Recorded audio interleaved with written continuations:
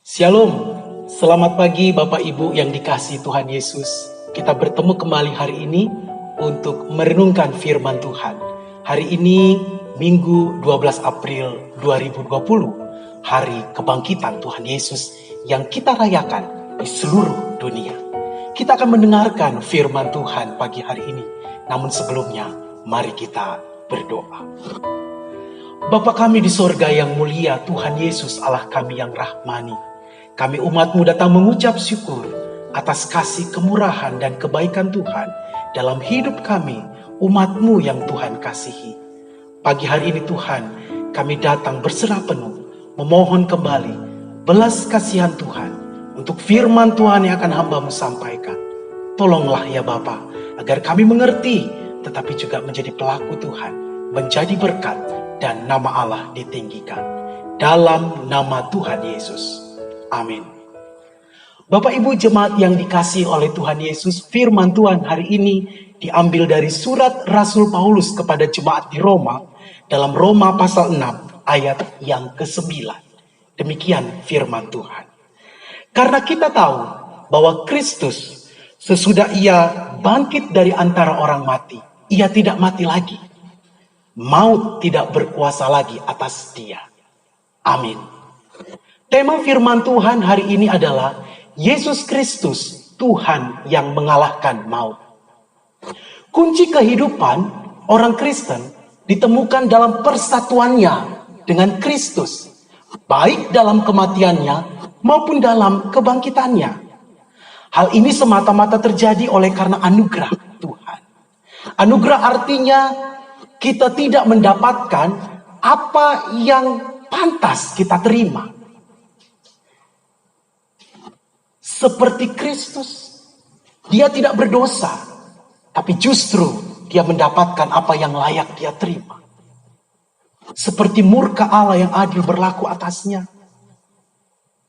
Bahkan dia mendapatkan yang namanya hukuman di kayu salib. Dia mati di kayu salib.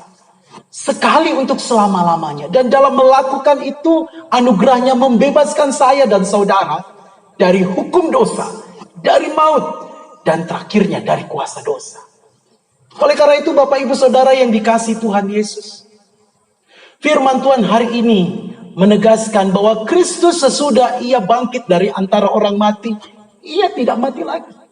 Maut tidak berkuasa atas dia. Artinya apa? Yang pertama, yang mau kita pelajari di sini, Rasul Paulus sedang mengingatkan kita, umat percaya saat ini, bahwa kuasa maut itu begitu kuat, cengkramannya begitu dahsyat, wilayahnya begitu luas. Maka dalam Roma pasal 5 dijelaskan di sana bagaimana dosa telah masuk ke dalam dunia melalui satu orang, yaitu melalui Adam, dan bagaimana dosa itu berkuasa dari zaman Adam sampai ke zaman Musa, bahkan ke zaman sampai di mana orang-orang yang berdosa itu dia berkuasa. Wilayahnya luas dan dia tidak ingin orang-orang yang berdosa itu bebas. Maka dia mengikatnya. Cengkraman maut itu begitu kuat. Sebab itu dalam Roma 6 ayat 23 di sana jelas mengatakan sebab upah dosa adalah maut. Maut menjadi gambaran ketakutan. Maut menjadi gambaran betapa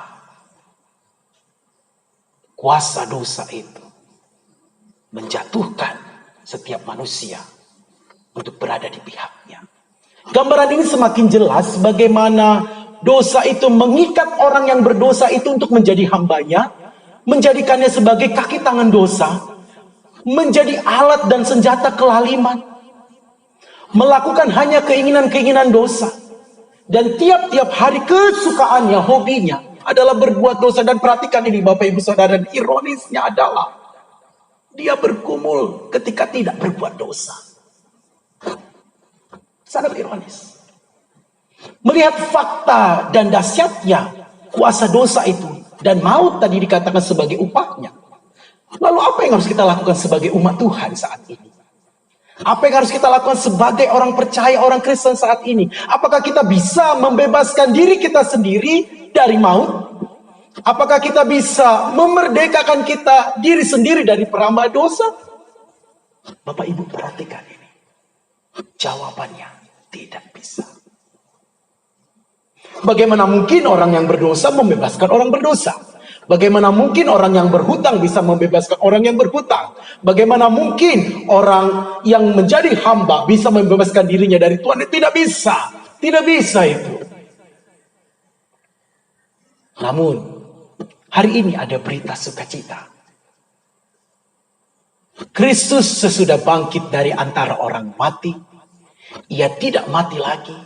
Maut tidak berkuasa atas dia. Ada 3 kebenaran yang disampaikan melalui firman Tuhan ini. Yang pertama di sana jelaskan bahwa Kristus, yaitu Tuhan Yesus, telah mengalahkan maut. Perhatikan ini, bahwa Yesus Kristus Tuhan itu telah mengalahkan maut melalui kematiannya, melalui kebangkitannya, melalui karya salib, pakunya menusuk tangannya, paku menusuk kakinya, lambungnya juga ditusuk oleh pedang.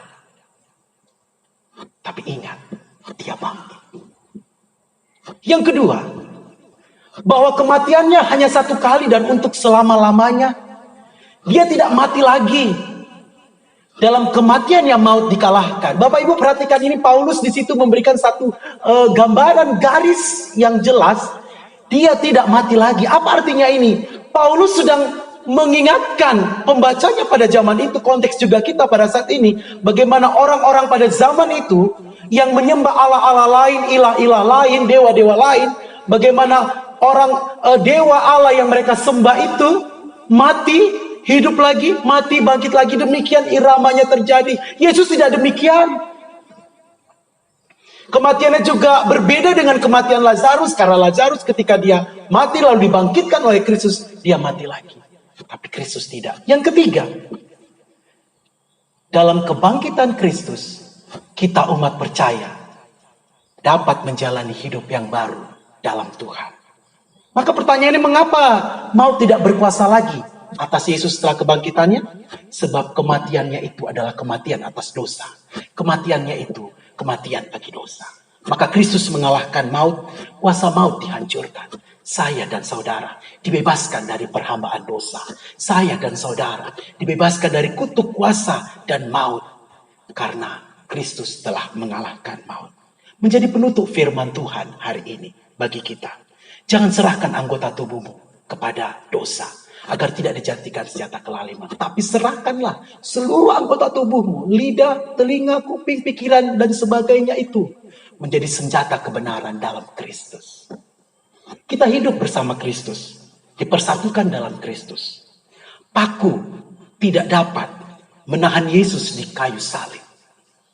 Hanya kasihnya kepada kitalah yang menahannya di kayu salib. Amin. Kiranya firman Tuhan memberkati kita semua. Mari kita berdoa. Bapa di surga yang mulia, kami menaikkan syukur untuk firman-Mu.